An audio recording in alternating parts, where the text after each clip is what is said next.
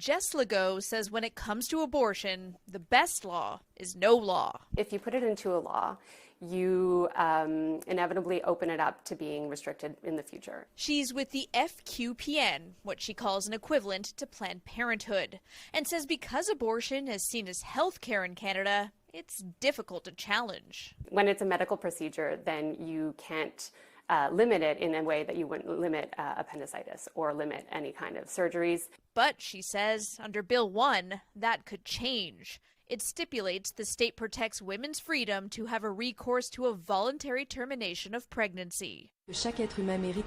Anti-abortion groups like the Quebec Life Coalition say putting it in the Constitution could be a rallying point for them. It would just be a very tangible target to say we have to fight this, analogously to the Americans who had Roe v. Wade to fight against. That risk prompted opposition parties to demand its removal. The menace on the rights to get access to abortion is a real concern for us, and we will vote against this. Mr. Jolin Barrette is probably the only one, or one of the only one, thinking he has the right position on this. This open letter, signed by over 450 clinicians and doctors, is also warning about dangers to abortion access.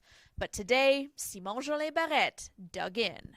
What we're legislating isn't the right to an abortion, he says. It's the obligation for the Quebec government to act if that right is threatened.